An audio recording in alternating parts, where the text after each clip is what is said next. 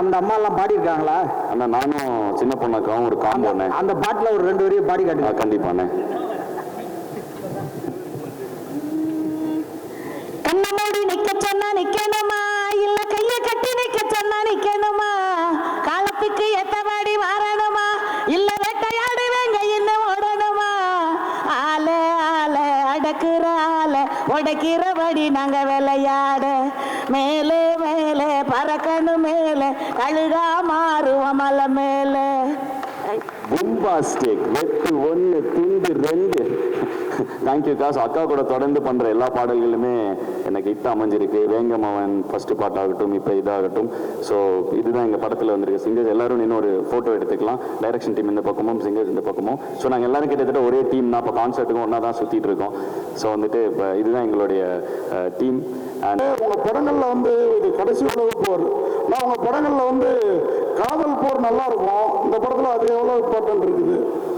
காதலும் இருக்குண்ணே படத்தில். காதலும் இருக்குது. அதை தாண்டி நிறைய விஷயங்கள் இருக்குண்ணே. ஆக்ஷன் இருக்குது. ஜானராக சொன்னால் காதல் இருக்குது, ஆக்ஷன் இருக்குது, நிறைய விஷயங்கள் இருக்குது. அண்ட் வந்து படம் வந்து கொஞ்சம் டீப்பான ஒரு மீனிங் இருக்க ஒரு அட்டம்ப்டாக எடுத்துருக்கோண்ணே. ஸோ நாங்களும் ரொம்ப ஆர்வலாக எதிர்பார்த்துட்ருக்கோம் இதை ரசிகர்கள் எப்படி ரிசீவ் பண்ணுவாங்கங்கிறது.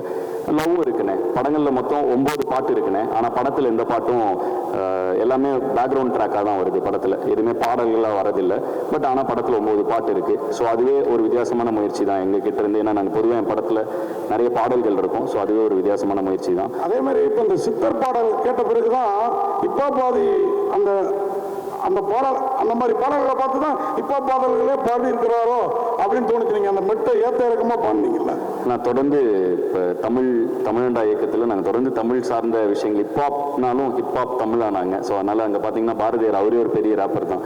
ஸோ அவருடைய நடையிலுமே அந்த ரேப் இருக்குது. ஸோ தொடர்ந்து அந்த மாதிரி விஷயங்கள் இன்ஸ்பயர் ஆகி தொடர்ந்து நாங்கள் எங்களோட கலைப்படைப்பை கொடுத்துட்ருக்கோம். கண்டிப்பாக இந்த மாதிரி எல்லா தமிழ் இலக்கியங்களில் இருக்கிற விஷயங்களில் கண்டிப்பாக நாங்கள் இன்ஸ்பயர் ஆகி அதை புது வடிவத்தில் கொடுத்துட்டும் இருக்கோம். கண்டிப்பாக அதில் தான் இன்ஸ்பயரும் ஆகிறோம். அதே மாதிரி சுந்தர் சி சார் எப்போதும் உங்கள் படங்களை அதிகம் அவர் தயாரிப்பார். இந்த படத்தை நீங்களே தயாரிக்க காரணம் அவர் சீஃப் கெஸ்ட்டாக வர காரணம் என்ன? ஏன்னா இதில் ஜாஸ்தி லாபம் எடுத்துலாம் நீங்கள் எடுத்துட்டீங்களா ப்ரொடியூசரா? ஆனால் லாபங்கிறது வந்து நான் அதை எல்லாத்தையும் தாண்டினேன். நான் வந்து ஒரு ஆர்டிஸ்ட்டு. எனக்கு வந்து ஆர்ட்டை தொடர்ந்து பண்ணிக்கிட்டே இருக்கிறோங்கிறது ரொம்ப ஆசைனே. என்னோட ஆர்ட்டை எப்போ நான் இருக்கிறதுலே ஃப்ரீயாக பண்ண முடியும் அப்படின்னா வந்து நானே அதை கிரியேட் பண்ணி நானே. ஏன்னா வந்து இப்போ ஒரு ப்ரொடியூசர்னா அவருக்கு வந்து ஒரு கன்ஸ்ட்ரெயின்ட் இருக்கலாம். எனக்குன்னு ஒரு மார்க்கெட் இருக்குது, அதுக்குள்ளே படம் எடுக்கணும், அந்த மாதிரி கன்ஸ்ட்ரெயின்ட் இருக்கலாம். அதே மாதிரி ஒரு டைரக்டர்னா அவருக்கு ஒரு தாட் இருக்கும், நான் இதுக்கு தான் செட் ஆவேன்னு. ஸோ இது எல்லாமே சேர்ந்து நாங்களே பண்ணுறப்ப நாங்கள் எங்கள் மேலே வைக்கிற நம்பிக்கையை எங்கள் ரசிகர்களுக்கு நான் கொண்டு போய் சேர்க்கணுங்கிற கருத்தை எந்த ஃபில்டரும் இல்லாமல் கொடுக்க முடியுதுன்னு. ஸோ அதனால் வந்துட்டு இது லாபத்துக்காக பண்ணணும்னா இது மிகப்பெரிய ரிஸ்க்குண்ணே. இந்த படம் என்னோட எல்லா ஃபார்மேட்டில் இருந்தும் உடச்சி ஒரு படம் பண்ணியிருக்கோம். ஸோ அதனால் அப்படி பார்த்தா அதுக்கான இது இல்லைண்ணே. நாங்கள் வந்து அதான் இருக்கிற எல்லா ரிசோர்ஸஸையும் போட்டு ஒரு படத்தை எடுத்துட்டோன்னே. இதிலேருந்து வந்தால் அடுத்து திரும்பவும் படம் எடுப்போம். அந்த மாதிரி இதில் தான் இருக்கோம். ஏன்னா நாங்கள் வந்து உங்கள் எல்லாருக்கும் தெரிஞ்சதான் நீங்கள் எங்களை இங்கேருந்து பார்த்துட்டு இருக்கீங்க எல்லாரும். ஸோ கொஞ்சம் கொஞ்சமாக படிப்படியாக தான் வளர்ந்துட்டு இருக்கோம். எங்களால் ஒரு படத்தை எடுக்க முடியுங்கிற அளவுக்கு பொருள் சேர்ந்த உடனே அதை எல்லாத்தையும் போட்டு ஒரு படத்தை எடுத்துட்டோன்னே. அண்ணன் தான் முதல் ஆசீர்வாதம் பண்ணார் எங்களுக்கு, எதிரா தம்பி அப்படின்னு. ஸோ வந்து என்னை எப்படி வந்து ஆரம்ப காலகட்டத்தில் பொடி பையனா வந்தப்போ வந்து பாட்டு பண்ணிடுவியாடா, தருணம் பல்லவினா என்னன்னு தெரியுமாங்கிற மாதிரி இனி வரைக்கும் அண்ணன் கரெக்டாக பண்ணிவிடு, ஆல் த பெஸ்ட் அப்படிங்கிற ஒரு இதில் இருக்கார். ஸோ அண்ணனோட வாழ்த்து என்றைக்குமே என்கிட்ட எனக்கு இருக்குன்னு. என் பசங்களோட நட்பு இருக்குது, எனக்குள்ள நம்பிக்கை இருக்குது. அதனால் வந்து தொடர்ந்து ஹிப்ஹாப் தமிழ் என்டர்டெயின்மெண்ட் மூலமாக தமிழ் சினிமாவுக்கு பிரம்மாண்டமான படங்களை நாங்கள் கொடுத்துட்டே இருப்போம் அப்படிங்கிறதுல எங்களுக்கு ஒரு நம்பிக்கை இருக்குண்ணே. அதுக்கு இந்த படம் கண்டிப்பாக வெற்றி அடையுங்கிறத நாங்கள் நம்புகிறோண்ணே. இதை வந்து 20ஆம் தேதி மக்கள் தேட்டரில் பார்க்கும்பொழுது அதிலோட ரிசல்ட் தெரிஞ்சிடணும். அதுக்கு நாங்களும் அவ்வளோ காத்துக்கிட்டு இருக்கோண்ணே. அண்ட் தொடர்ந்துண்ணே உங்கள் எல்லாத்தோட சப்போர்ட்டும் கண்டிப்பாக எங்களுக்கு வேணும். அதே மாதிரி நீங்கள் கோயம்புத்தூர்காரரு, ஆனால் மவுண்ட் ரோடில் குண்டு வைக்கணும்னு ஏன் அவ்வளோ பார்த்தா வந்தோன்னா ட்ரெய்லரு தப்பு தப்புன்னு மவுண்ட் ரோடே பிளாஸ்ட் பண்ணுறீங்களே, என்ன நோக்கம் அது? ஆனால் ஒரு போர் நடந்தால் என்ன ஆகும் அப்படிங்கிறது தான் படத்துடைய கதைனே. ஸோ ஒரு கடைசி ஒரு உலக போர் ஆரம்பித்தா என்ன நடக்க போகுது அப்படிங்கிறது தான் படம். ஸோ இந்த படத்தில் நிறைய விஷயங்கள் இருக்குண்ணே.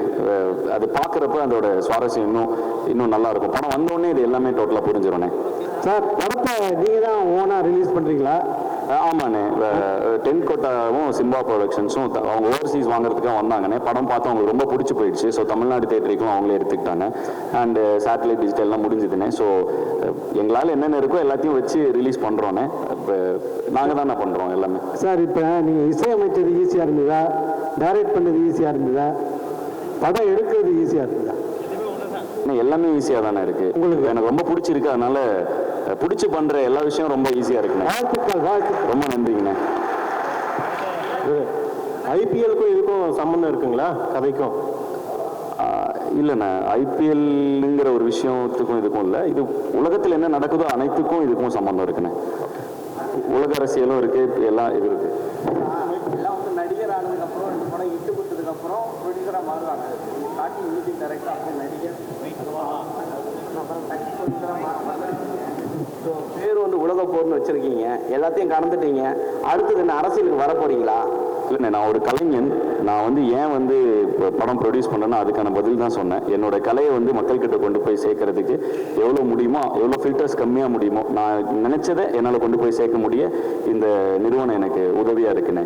அது போக இந்த நிறுவனம் மூலமாக கிட்டத்தட்ட நாங்கள் இன்னைக்கு வந்து ஒரு 2 பேர் வந்தோண்ணே. 2 பேர் ஆரம்பித்தோம். இன்னைக்கு கிட்டத்தட்ட 110 பேர் பக்கத்தில் நாங்கள் வேலை பார்த்துட்டு இருக்கோண்ணே. ஸோ அதனால் இது எனக்கு இன்னும் சந்தோஷமாக இருக்குது. ஏன்னா என் பசங்க அன்றைக்கெலாம் என் கூட இருந்த பசங்க, நாங்கள் இண்டிபெண்டன்ட் மியூசிஷியனாக இருந்தப்போ நிறைய பேர் வந்து அதுக்கான வாய்ப்பு இல்லாமல் அங்கே சஸ்டெயின் பண்ண முடியாமல், இன்ஃபேக்ட் நாங்களே அண்ணனை பார்க்கலன்னா எப்படி சஸ்டெயின் பண்ணியிருப்போன்னு தெரில. நாங்கள் இண்டிபெண்டன்ட் ஆர்டிஸ்டாக இருக்கிறதுக்கு இன்னைக்கு மார்க்கெட் இருக்குது, அன்றைக்கி அப்படி எதுவுமே கிடையாது.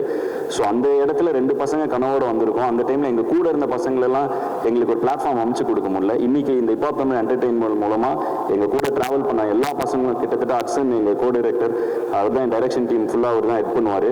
ஸோ எங்களோட சிஸ்டமே கொஞ்சம் வேறு மாதிரி, பொதுவான சினிமா சிஸ்டமாக இல்லாமல் கொஞ்சம் ஒரு க்ளீனாக ஒரு கம்பெனி ஃபார்மேட்டில் நடத்திட்டு இருக்கோம். ஸோ ஹட்சன் தான் ஹெட் பண்ணுறாரு.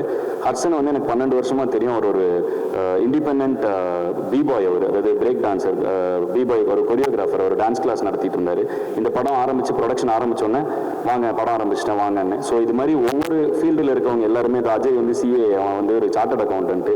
ஸோ இந்த மாதிரி எந்தெந்த நண்பர்கள் எங்கெங்கெல்லாம் ஜேபி வந்து என் ஃபேன் கிளப் இன்டர்ன்ஷிப் ப்ரோக்ராம் மூலமாக வந்தான். ஸோ இப்படி எங்கெங்கே யாரை பார்த்தனோ அந்த நண்பர்களுக்கெல்லாம் ஒரு இடம் கொடுக்க இந்த நிறுவனம் எனக்கு உதவியாக இருக்குண்ணே. அவ்வளோதான் இதில் விஷயம். இல்லை இதில் இன்னொன்று, படிப்பு முக்கியம் தான். நீங்கள் சொன்னது எல்லாம் படித்தவங்க தான். ஆனால் சினிமாவை நோக்கி வரவங்க முக்கால்வாசி பேர் படிப்பு இல்லாதவங்க தான் வராங்க. ஸோ அந்த மாதிரி படிப்பு இல்லாமல் வந்தாலும் சேர்த்துக்கிறதுக்கான வாய்ப்பு இருக்கா? ஆனால் படிப்புங்கிறது வந்து நம்ம குழப்பிக்க வேணாம். ரொம்ப சிம்பிள். திறமை இருக்கும் பொழுது எல்லாருக்குமே இது படிப்புங்கிறது வந்து டிகிரியோ அது கிடையாது. படிப்புங்கிறது நம்ம கற்றுக்கொள்ளும் எல்லா விஷயங்களும் தான். ஸோ வந்து படிப்பு நம்மளை பண்படுத்தும். ஸோ ஒருத்தரை வந்து எத்தனை படிச்சிருக்காங்கிறத வச்சு அவங்கள நம்ம திறமையை எடை போட முடியாது. அனைவருக்கும் வாய்ப்பு உண்டு. ஆனால் நான் அடிக்கடி சொல்கிறது என்னென்னா, படிச்சுட்டா அது பின்னாடி இருக்கிற டெர்மினாலஜியும் அதோட பேசிக்கும், அது எப்படி அந்த ப்ராசஸும் நம்ம கற்றுப்போம். ஸோ அப்படி கற்றுக்கும் பொழுது நம்மளுக்கு வந்து எந்த இடத்துலையுமே கை கட்டியோ தலை குனிந்தோ அவுட் ஆஃப் த வே போய் எதுவும் பண்ண தேவையில்லை. தலை நிமிர்ந்து இருக்கலாம். இப்போ எனக்கு இது தோத்துச்சுன்னா நான் காலேஜில் போய் ப்ரொஃபஸராக, இது எனக்கு இந்த சினிமா கெரியரே இப்போ எனக்கு இது சரி, இதெல்லாம் காலேஜில் ப்ரொஃபஸராக போகணும். எனக்கு எந்த ஒரு இதுவும் இல்லை. என்கிட்ட என் படிப்பு இருக்குது, அது எனக்கு என்றைக்குமே நம்பிக்கை கொடுக்கும். நான் தலை நிமிர்ந்தே இருப்பேங்கிற தன்னம்பிக்கை என் படிப்பு எனக்கு கொடுக்குது. அதனால எல்லாரும் படிங்கன்னு என்னோட ரசிகர்களுக்கு தொடர்ந்து அதை நான் சொல்லிட்டு இருக்கேன். அவ்வளோதான் அதில் விஷயம். டெக்னாலஜி வளர வளர அழிவு கண்டிப்பாக இருக்குன்னு நீங்கள் நினைக்கிறீங்களா? இருக்கலாம். இந்த படத்துல அது மாதிரி ஒரு விஷயம் இருக்கு. டெக்னாலஜி 2 வகையாக யூஸ் பண்ணலாம். அது ஒரு தீக்குச்சி தான். பத்துச்சுன்னா தீக்குச்சி வச்சு வெளிச்சமும் கொடுக்கலாம், ஊரையும் அழிக்கலாம். ஸோ டெக்னாலஜி நம்ம எப்படி யூஸ் பண்ண போகிறோங்கிறத வச்சு தான் அதுக்கான பதில் இருக்குது. ஸோ நான் வந்து அதுக்கான அப்படி அழிஞ்சிடக்கூடாதுன்னு நினைக்கிறேன். அது இருக்கா இல்லையான்னு நீங்களும் தான் சொல்லணும். இல்லை, 3ஆம் உலகப் போர் வந்து வாட்டரில் வரும்னு சொல்லியிருக்காங்க. 3ஆம் உலகப் போர் வாட்டரில் தான் வரும்னு சொல்லியிருக்காங்க. பட் ஆனால் நீங்கள் வந்து கடைசி உலகப் போர் டெக்னாலஜி தான் ஸ்டார்ட் ஆக போகுதுன்னு சொல்ல வந்திருக்கீங்க. ரெண்டுக்கும் டிஃப்ரெண்ட். இல்லை, இது படம் பார்த்துட்டிங்கன்னா இன்னும் சூப்பராக புரியும்ண்ணே உங்களுக்கு. Okay, last question. Okay, concept கூட இப்போ 2-3 நாள் முன்னாடி நடந்தது. அது கூட ஏதோ பசங்க சண்டே ஆயிடுச்சுங்க. இது வரைக்கும் உங்கள் கான்செப்டில் அந்த மாதிரி நடக்கவே இல்லை. ஆனால் இது வரைக்கும் கான்செப்டே நடக்கவே இல்லை. கோயம்புத்தூர்ல 2-3 நாள் முன்னாடி நடந்தது உங்களுக்கு. அப்போ அங்கே வந்து காலேஜ் பசங்க அடிச்சுக்கிட்டாங்க. அது ஒரு 200 பேர் இருக்கு, ஒரு 20,000 பேர் இருக்கிற இடத்துல 25,000 பேர் வந்தாங்கண்ணே அந்த கான்செர்ட்டுக்கு. அதில் டான்ஸ் ஆடுறப்ப ஒருத்தருக்கு ஒருத்தர் இடிச்சுக்க, ஏன்னு ஒரு ஒரு ஒரு திருவிழாவில் நடக்கிற மாதிரி என்ன இடிச்சிட்ட அப்படின்னு இது பண்ண, உடனே சண்டை போட்ட அந்த 10 பேரை உடனே வெளில அனுப்பிச்சாச்சு. அது அங்கே நடந்த மீதி 19,000 பேருக்கும் தெரியாது அப்படி ஒரு விஷயம் நடந்ததுன்னு. பட் அதை வந்து நீங்கள் இப்போ இதில் போடுறதுக்கப்புறம் தான் எனக்கே அப்படி ஒரு விஷயம் நடந்தது தெரியும். ஸோ அந்த மாதிரி தான். அதுக்கப்புறம் நான் கேட்டேன் என்ன ஆச்சுன்னு. ஒரு 10 பசங்க அடிச்சுக்கிட்டு இருந்தாங்க. அப்படியே அவங்கள எனர்ஜியில் என்ஜாய் பண்ணுறப்போ ஒன்று நடக்கும்ல. ஸோ அப்படி அவங்க 10 பேரை வெளியில் அனுப்பிட்டோம் அப்படின்னாங்க. ஸோ அவ்வளோதான் அதோட விஷயம். அதில் ஒரு இதுவுமே பெரிய எதுவுமே அப்படி ஒரு பயப்பட வேண்டிய விஷயம் எதுவுமே இல்லை. தொடர்ந்து உங்களுடைய ஆல்பம் சாங் தான் எல்லாமே எதிர்பார்க்கறது. இப்போ நீங்கள் ப்ரொடக்ஷனில் வேறு இறங்கிட்டீங்க. ஆல்பம் சாங் கான்செப்ட் வருமா இல்லை இதோட க்ளோஸ் பண்ணிடுவீங்களா? அண்டர் கிரவுண்ட் ட்ரைப்னு ஆரம்பிச்சு அடுத்த தலைமுறை இளைஞர்களுக்கு நிறைய பேருக்கு ஏதோ எஃப்ஜேலாம் அண்டர் கிரவுண்ட் ட்ரைபில் பெர்ஃபார்ம் பண்ணியிருக்கான். ஸோ அவன் இன்னைக்கு திரைப்படங்கள் வந்துருக்கான். நிறைய இளைஞர்களுக்கு பிளாட்ஃபார்ம் அமைச்சு கொடுத்துட்டோம். ஸோ நாங்கள் இதெல்லாம் பண்ணிகிட்டு இருக்கப்போ அந்த இடத்துல எங்களுடைய ஆர்டிஸ்ட் நிறைய பேர் வருவாங்கண்ணே. ஆனால் நீங்கள் சொன்னீங்க பேசும்போது நிறைய ப்ரொடியூசரோட குறுக்கீடுகள் வந்து இருக்கிறதுனால தான் நான் வந்து தனியாக ப்ரொடக்ஷன் ஆரம்பிச்சேன்ட்டு. ஸோ யாரை நீங்கள் குறிப்பிட்டு சொல்கிறீங்க? குறுக்கீடு கிடையாதுண்ணே, குறுக்கீடுன்னு சொல்லலை. ப்ரொடியூசர் வந்து இப்போ நான் ஒன்று பண்ணணும்னு நினைக்கிறேன், அப்போ எனக்குன்னு ஒரு மார்க்கெட் இருக்கும்லண்ணே. ப்ரொடியூசர் அந்த மார்க்கெட்டுக்கு தானே போகணும். ஏன்னா அதுதான் ஒரு வியாபாரத்தில் சரியான முயற்சி. அப்போ நம்ம ஒரு அதை தாண்டி ஒரு இல்லைன்னா அவங்க நம்ம அப்பாவாக இருக்கணும், அண்ணனாக இருக்கணும், சொந்தக்காரங்களாக இருந்தால் அதை தாண்டி அந்த லாபத்தை தாண்டி அவங்க நம்ம மேலே நம்பிக்கையை வச்சு ஒன்று பண்ணலாம். அப்படி யாருமே நமக்கு சொந்தக்காரங்க இல்லைன்னா நம்மளே தான் அதை பண்ணிக்க முடியும். ஸோ அப்படி அந்த மார்க்கெட் கேப்பை தாண்டி இவ்வளோ பெரிய ஒரு படம் எடுக்கும்பொழுது நானே தான் என் மேலே நம்பிக்கை வச்சுக்க முடியும், என் பசங்க என் மேலே நம்பிக்கை வைப்பாங்க. ஸோ எனக்கு பிடிச்ச கண்டென்ட்டை நான் கொண்டு வரணும்னா அதை நானே ப்ரொடியூஸ் பண்ணிக்கிறேன், அவ்வளோதான். ஸோ அப்படி தான் இதை சொல்கிறேன். இதில் குறுக்கீடெல்லாம் இல்லை, குறுக்கீடெல்லாம் இருக்காது. குறுக்கீடு இருந்தாலும் அதில் இது இருக்காது, லாஜிக் இல்லை. எப்படி குறுக்கிட முடியும்? யாரும் அப்படி குறுக்கிட மாட்டாங்க. சரி, நீங்கள் ஸ்டேஜ் ஏறும்போது சொன்னாங்க எல்லாருமே 15 வருஷம் 20 வருஷம் 18 வருஷம்னாங்க. ஆக்சுவலாக என்னென்னா பார்த்தா உங்களுக்கு 25 வயசு மாதிரி தான் தெரியுது. உங்களோட வயசு என்ன? எல்லாருமே வந்து உங்களோட இளமையின் ரகசியம் என்ன? ஒன்றும் இல்லை, 2005 நான் ஸ்கூல் படிக்கிறப்ப என்னோட முதல் மிக்ஸ் டேப் வந்துச்சு. ஸோ அங்கேருந்து ட்ராவல் ஆக ஆரம்பித்தோம் நானும் ஜீவாவும். ஸோ நான் ஸ்கூல் படிக்கிறப்பே ஆரம்பிச்சிட்டேனே.